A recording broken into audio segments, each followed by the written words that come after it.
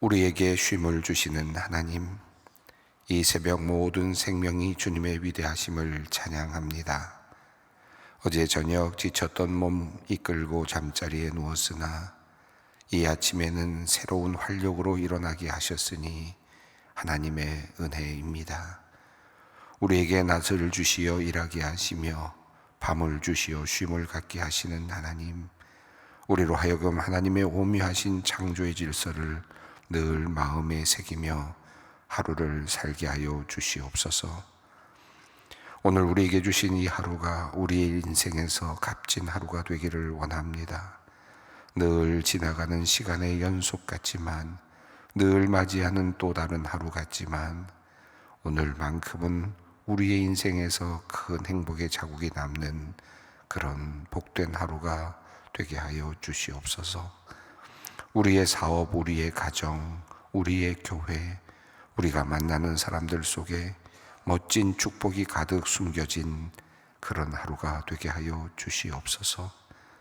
우리의 삶이 더욱 정돈되고 우리의 가족들이 더욱 사랑으로 가득하고 우리의 사업은 보다 활력으로 넘치게 하여 주시옵소서. 하나님, 오늘 하루 우리의 발걸음을 인도하여 주시옵소서. 평탄하고 단단한 길을 걷게 하여 주시옵소서. 주님께서 인도하시는 길에 서게 하여 주시옵소서. 주님의 손 붙잡고 걷게 하여 주시옵소서. 파멸의 길, 멸망의 길에 들어서지 않기를 원합니다. 부끄러운 장소에서 신을 벗지 않게 하시고 오만하고 교만한 자리에서 앉지 않게 하시며 욕망과 정욕의 자리로 이끌려 나가지 않게 하여 주시옵소서. 매일 내려주시는 만나를 먹으며 언제든 흙으로 돌아갈 존재임을 기억하며 영원하신 주님을 따라가는 복된 주님의 자녀들 되게 하여 주시옵소서. 하나님, 사람이 결코 떡으로만 사는 것이 아니요 하나님의 입으로 나오는 말씀으로 사는 것임을 또한 우리 영혼이 늘 기억하기 원합니다. 늘 말씀을 사모하는 마음 주시고 그 마음이 식지 않게 하여 주시옵소서. 말씀을 들을 때마다 성령의 역사하심을 통하여 세상이 보지 못하는 것을 볼 수 있게 되기를 원합니다. 주님의 마음이 보이고 구원의 역사하심이 보이도록 우리의 영의 눈을 열어 주시옵소서. 그리하여 그 주님의 마음을 우리의 마음에 담고 하루하루를 살아가게 하여 주시옵소서. 하나님, 부족한 종과 또한 함께 사역하는 모든 소망의 교육자들을 위해 기도합니다. 늘 하나님의 종으로서의 신분을 잊지 않게 하시고 영이 깨어 있게 하시며 주님의 말씀에 눈과 귀가 가까이 있게 하여 주시옵소서. 또한 말씀을 전할 때마다 종들의 입술을 주님께서 붙잡아 주시어 오직 살아계신 하나님의 말씀을 온전히 바르게 전하게 하여 주시며 늘 성령께서 함께 하셔서 기도할 때마다 놀라운 주님의 기적을 경험하며 하나님의 임재를 경험케 하여 주시옵소서. 오직 주님께 더욱 충성하게 하시고 교회와 교우들을 더욱 사랑하며 돌보게 하여 주시며 또한 오직 하나님의 이름을 높이는 일에만 전념케 하여 주시옵소서. 하나님, 소망의 장로님들을 위해 기도합니다. 세상 속에서 각자 해야 할 사업과 일도 있지만 그보다 먼저 교회의 일, 주님의 일을 돌보기를 기뻐하는 주님의 일꾼들입니다. 성도들의 마음을 모아 교회를 세우며 교육자를 도와 주님의 영광을 돌리는 일에 힘쓰는 귀한 주님의 종들을 주님께서 귀하게 보아주시고 하늘의 복을 내려 주시옵소서. 따뜻한 말과 행실로 교회에게 다가가며 주님의 사랑을 드러내는 일에 최선을 다하는 주님의 종들에게 항상 은혜를 내려 주시옵소서. 하시는 일마다 열매로 가득해 하시고 계획하는 일마다 형통케 하여 주시옵소서. 그의 가정이 복을 받게 하시고 대대로 주님께 영광을 돌리는 가문으로 이 세상에서 큰 일을 감당하는 가문으로 세워 주시옵소서. 하나님, 우리 교회의 시무 장로님 중에 한 분이 지금 병상에 누워 있습니다. 의학적으로 큰 희망이 없다고 진단을 받은 가운데 외로이 누워있는 장로님을 불쌍히 여겨 주시옵소서. 누구보다도 주님을 사랑하고 교회를 사랑한 너무나 귀한 장로님입니다. 모든 성도가 한 마음으로 장로님이 다시 일어나기를 간절히 바라며 기도합니다. 주님, 기적밖에는 길이 없사오니 주님께서 이제 이 장로님을 위하여 나서 주시옵소서. 막힌 것이 뚫리고 모든 혈관이 정상으로 돌아가고 뇌와 모든 신체의 기능이 온전히 회복되는 그 기적을 이제 행하여 주시옵소서. 다시 교회에서 함께 당회를 이끌며 교회를 섬기기를 간절히 원합니다. 주님, 자비하신 주님께서 우리의 기도와 탄원을 들으시고 허락하여 주시옵소서. 사랑의 하나님, 오늘 경동맥 스텐트 시술과 관상동맥 우회수를 받는 성도님이 있습니다. 뇌로 가는 모든 혈관과 심장으로 가는 모든 혈관의 협착 부위가 이번 수술로 인해 잘 개선되고 깨끗이 낫게 되기를 원합니다. 성령님께서 성도님의 몸과 마음 위에 함께 하시고 건강하고 평안하게 지낼 수 있는 은혜를 내려주시며 믿음의 축복을 허락하여 주시옵소서. 뇌경색으로 쓰러진 집사님을 위해 기도합니다. 미세혈관이 막혀 왼쪽 팔다리에 마비 증세가 있습니다. 이제 약물 치료를 합니다. 주님께서 모든 치료의 과정에 함께 하시고 투여되는 약물이 효과가 있게 하여 주시옵소서. 하나님의 능력의 손이 막힌 곳을 활짝 열어 주시옵소서. 후유증이 없이 건강하게 회복되어 여생을 즐겁게 주님 섬기며 살게 하여 주시옵소서. 사랑의 하나님, 이제 말씀을 듣기 위해 우리의 마음을 준비합니다. 주님의 음성을 통해 우리 영혼이 다시 살아나고 다시 눈이 열리는 귀하고 복된 경험이 오늘도 이어지게 하여 주시옵소서. 예수님의 이름으로 기도드립니다. 아멘. 오늘의 말씀입니다. 누가복음 10장 25절로 37절 말씀입니다. 누가복음 10장 25절로 37절 말씀 함께 봉독하겠습니다. 어떤 율법사가 일어나 예수를 시험하여 이르되 선생님, 내가 무엇을 하여야 영생을 얻으리이까? 예수께서 이르시되 율법에 무엇이라 기록되었으며 내가 어떻게 읽느냐?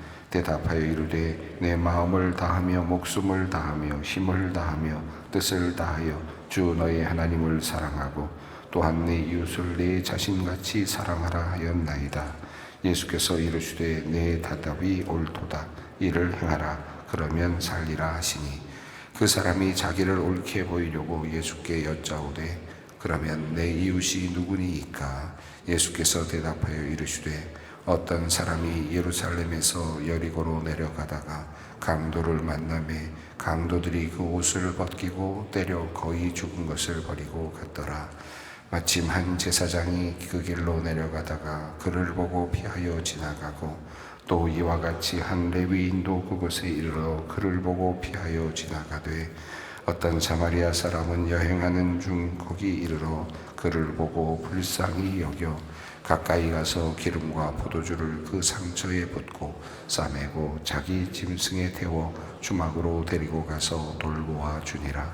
그 이튿날 그가 주막인에게 날리온 돌을 내어주며 이르되 이 사람을 돌보아 주라. 비용이 더 들면 내가 돌아올 때에 갚으리라 하였으니 내 생각에는 이 세 사람 중에 누가 강도 만난 자의 이웃이 되겠느냐? 이르되 자비를 베푼 자니이다. 예수께서 이르시되 가서 너도 이와 같이 하라 하시니라. 아멘.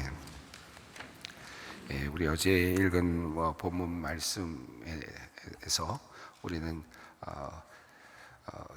70인의 사람들이 기쁨으로 돌아오는 장면을 함께 살펴보았습니다. 놀라운 역사가 일어나는 그 장면을 보고 돌아온 그 70명의 제자들은 하나님께서 이 땅에서 예수님의 이름으로 일하시는 그 역사를 직접 보고 귀신들이 내어 쫓김을 당하고 병자들이 살아나는 모습을 보면서 기쁨으로 돌아왔습니다. 그래서 기뻐하며 돌아왔다라고 그렇게 이야기를 하였는데, 예수님께서는 도리어 귀신들이 쫓겨나가고 그리고 또 병자들이 일어나는 것으로 인하여 기뻐하기보다는 너희의 이름이 하늘나라에 이름이 등록된 것, 하늘에 기록된 것으로 기뻐하라 라고 그렇게 말씀을 하셨고, 예수님께서는 또 성령으로 기뻐하시면서 또 그 제자들을 축복하셨습니다. 그리고 예수님 하나님의 그 계시의 성격에 대해서 말씀을 하셨습니다. 자, 이제 이야기가 이제 마무리되고 그리고 나서 이제 새로운 장면으로 접어드는데요. 우리가 너무나도 잘 알고 있는 선한 사마리아인의 비유가 들어있는 내용입니다. 이 말씀은 너무나도 유명한 말씀이고 또 많은 사람들에 의해서 감명을 주었던 말씀이기도 해서 아마 이 내용을 모르는 분들은 거의 없으리라고 생각합니다. 또 여러 번 읽었고 또 여러 번 또 다양한 각도에서 설교 말씀도 들었을 거라고 생각합니다.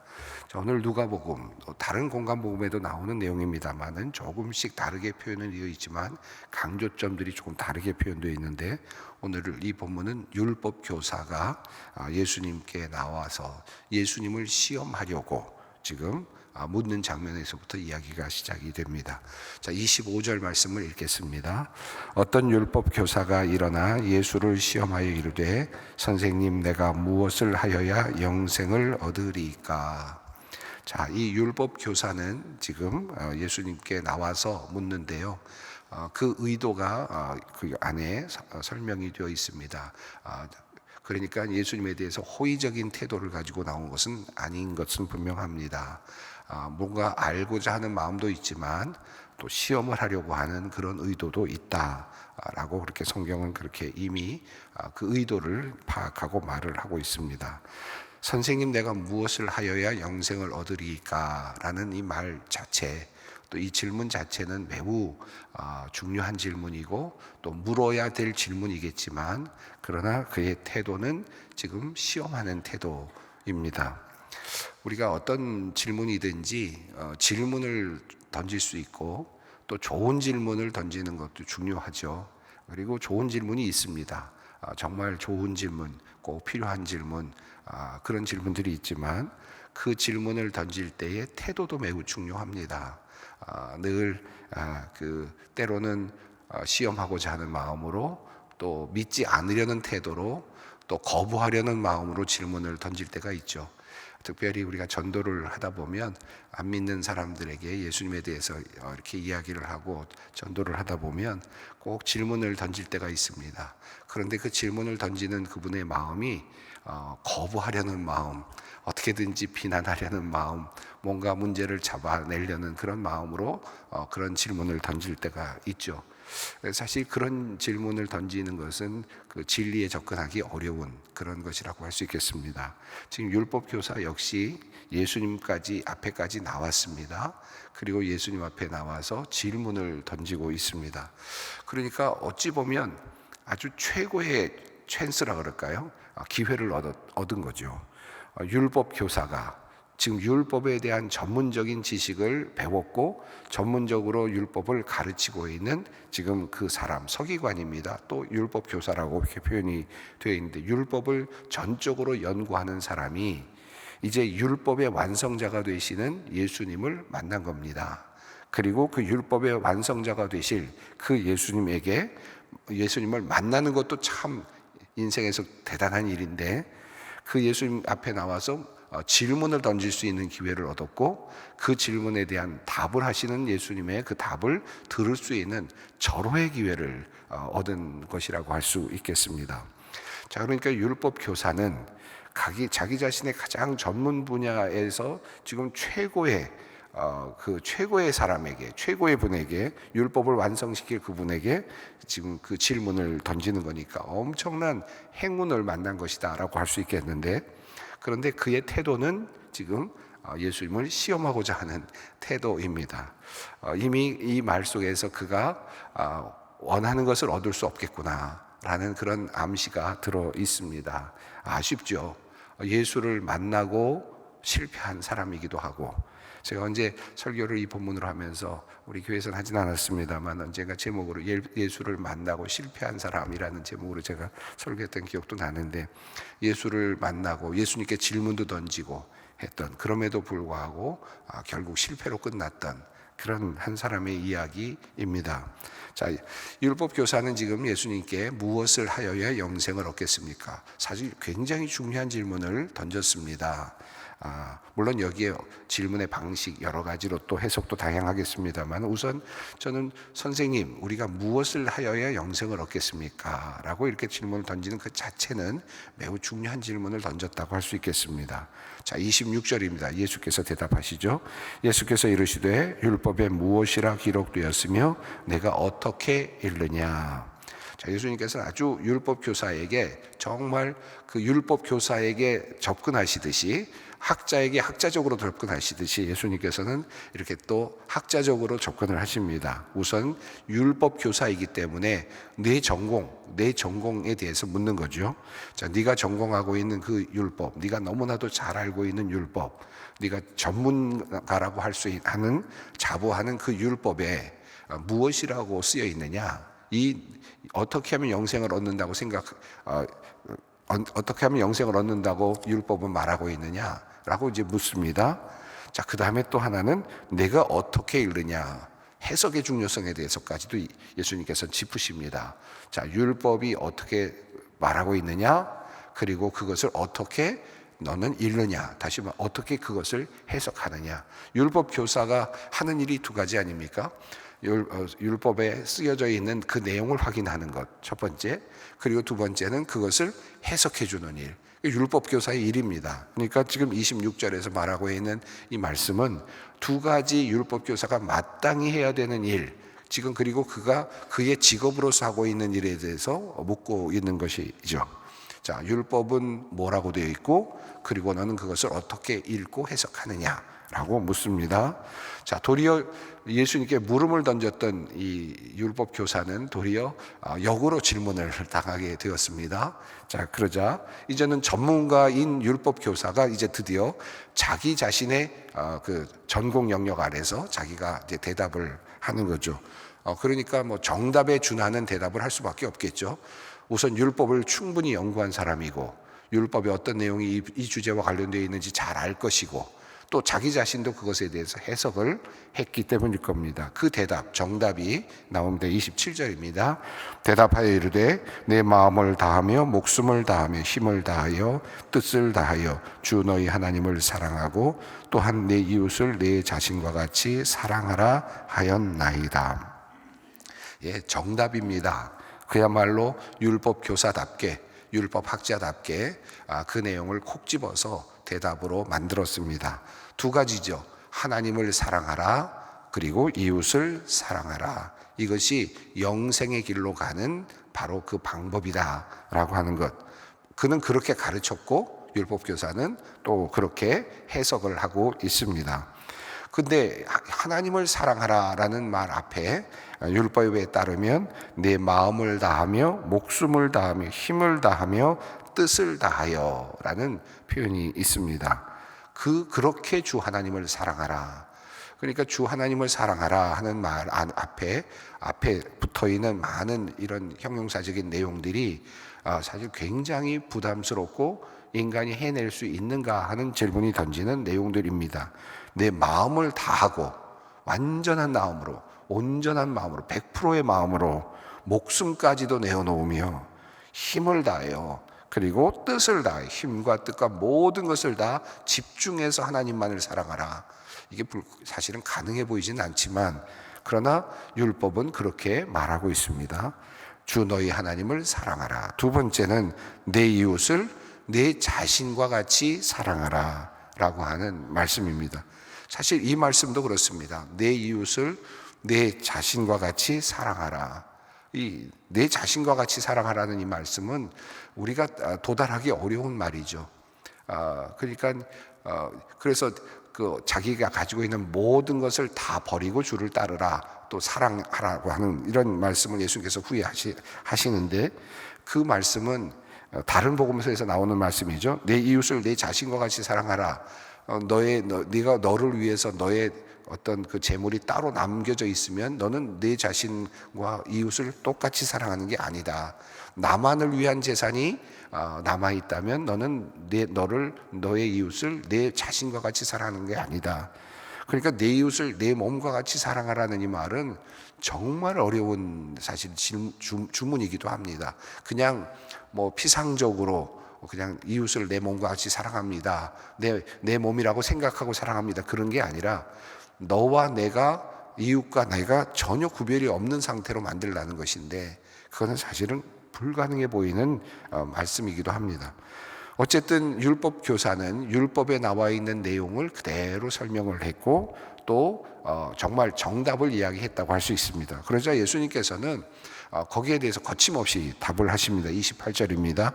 예수께서 이르시되 내 대답이 옳도다. 이를 행하라. 그러면 살리라 하시니. 예수님께서 맞다라고 말씀하십니다. 이렇게 하기만 하면 네가 생명을 얻을 것이고 너는 영생하리라 라는 말씀입니다. 근데 28절에서 옳다 그러면 살리라는 이 말씀은 다양한 다른 복음서의 내용, 이 같은 내용의 내용을 비교해 봐도 그렇고요. 사실 이 말씀 속에는, 예수님의 말씀 속에는 이런 암시가 들어 있습니다. 이렇게 하면 사는데, 그런데 네가 이렇게 할 수는 없을 걸 이라고 하는 그런 뜻이 담겨 있는 것이고, 이렇게 행함으로써 영생에 도달할 사람은 실은 없다라는 그런 내용이 사실 이 안에 담겨 있는 겁니다.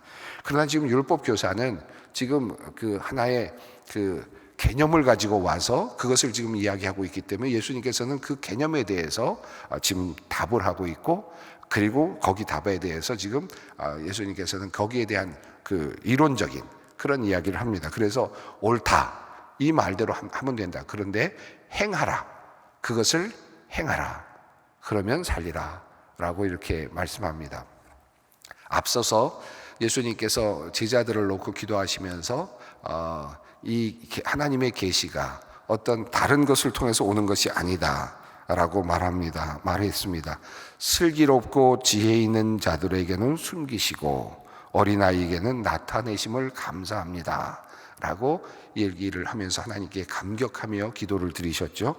자, 지혜롭고 슬기로운 사람들에게는 감추시고 어린아이들에게는 나타내심을 감사합니다. 그래서 아버지 외에는 아들이 누구인지를 아는 사람이 없고, 아들과 그 아들의 소원대로 계시를 받은 자 외에는 아버지가 누군지 알 사람이 없습니다. 이 계시의 그 배타성, 이런 것을 말씀하셨는데 바로 이어지는 내용이 바로 율법 교사입니다. 그러니까 스스로 지혜 있다고 할 수 있겠고, 그 당시로 말하면 학위도 받았다고 할 수 있겠고, 율법의 전문 영역에서 연구를 하는 사람일 수도 있겠고, 그런데 지금 그 사람이 지금 아주 논리적으로 율법 안에서 하나님께서 말씀하신 영생의 길을 알고 있음에도 불구하고 사실은 그 길을 아는 듯하지만 찾지 못하고 있는 이런 상태입니다. 자, 그러니까 이웃을 사랑하고 그리고 하나님을 사랑하라고 하는 이 말씀대로 행하기만 하면 되는데, 문제는 행할 수가 있느냐라고 하는 문제가 있죠. 지금 율법교사는 아는 것 같지만, 다 알고 있는 것 같지만, 그러나 아직 열리지 않은 것이 있습니다. 보지 못하는 것이 있습니다. 우리가 이것을 행할 수 없다는 것을 알아야 되고, 그리고 거기에서 주님께로 나오는 마음이 열려야 되는데, 그것이 지금 그에게는 매우 슬기로운 사람이지만 그러나 그것이 그에게는 아직 주어지지는 않았습니다. 자, 그런 관점에서 지금 이 율법 교사는 계속해서 질문을 이어가고 답을 찾아가려고 노력을 합니다. 나름대로는 노력하는 모습을 보여주고 있습니다. 29절 말씀을 읽습니다. 그 사람이 자기를 옳게 보이려고 예수께 여짜오되 그러면 내 이웃이 누구니까? 라고 그렇게 물었습니다. 자, 내 이웃을 사랑하라, 내 몸과 같이 사랑하라 라고 말하자 지금 이 율법 교사는 이제 자기의 전공 영역으로 들어가면서 이제 하나를 질문합니다. 그러면 여기서 중요한 것은 내 이웃을 누구로 규정할 것이냐입니다 라는 뜻입니다. 그죠? 내가 내 이웃을 어떤 데까지로 규정하고 내 몸과 같이 사랑할 것인가, 이것이 중요하지 않겠습니까? 얼마나 논리적입니까? 나름대로는 이제 그 부분을 정확하게 규정하고 그리고 그것을 행동으로 옮기면 된다라고 하는 그런 의미이겠습니다. 그래서 예수님께 내 이웃이 누구입니까? 라고 이렇게 물었습니다. 자, 그때 예수님께서 하신 말씀이 이제 강도 만난 자에게 베푼 일어난 일에 대한 이야기이죠. 자, 강도를 만난 사람이 그만 모두 거의 죽게 되었다라고 하는 내용이 30절에 나옵니다. 그리고 마침 제사장이 그 길로 가다가 피하여 갔고 또 레위인도 그곳에 가다가 그만 피하여 갔다. 자, 33절에 어떤 사마리아 사람은 여행하는 중에 그를 보고 불러서 불쌍히 여겨서 이제 도와주었다는 내용이죠. 34절, 35절의 내용이 그렇습니다. 기름과 포도주 상처에 붓고 싸매고 주막으로 가서 돌보아주고 다음날 데나리온 2를 주고 또 다시 돌아올 때 내가 갚겠다고까지 이야기를 했다. 너무나도 선한 그런 사람의 이야기를 전하고 있습니다. 여기 여러 34절, 35절만으로도 여러 가지 또 유비론적인 해석도 가능하고 다양한 해석이 가능합니다. 근데 오늘 저는 조금 다른 관점에서 하나만 좀 살펴보려고 하는데, 누가 내 이웃이니까? 라고 하는 29절의 이 율법교사의 질문에 대해서 예수님께서는 비유를 말씀하시는데 세 부류의 사람을 거명하셨습니다. 하나는 제사장, 두 번째는 레위인, 세 번째는 사마리아인입니다. 율법 교사에게 레위인은 어떤 사람입니까? 동료 그룹에 속하는 사람입니다. 또 제사장은 어떻습니까? 가까이 지내는 사람입니다. 늘 만나고 가까이 지내고 함께 어울리는 사람입니다. 그러니까 지금 율법 교사의 관점에서 보면 제사장은 그에게는 당연히 좋은 이웃의 범위에 속하는 사람입니다. 또 레위인도 당연히 주위에서 함께 일을 하고 있는 사람이니까 동료 그룹이고 이웃입니다. 그러니까 예수님의 비유 안에는 이 제사장 레위인이라는 이름이 이미 율법 교사에게는 그냥 자연스럽게 이웃이라고 생각되는 사람의 그룹인 거죠. 그런데 지금 예수님의 비유 속에서 이 비유를 따라가다 보면 레위인과 제사장이 그만 이웃이 안 되는 상황이 되어버리는 지금 이런 결과가 되는 겁니다. 자, 33절을 보면 사마리아인이 나오는데, 사마리아인은 지금 율법 교사 입장에서 보면 또 유대인의 입장에서 보면 절대로 이웃이라고 그렇게 포함시킬 수 없는 그룹의 사람입니다.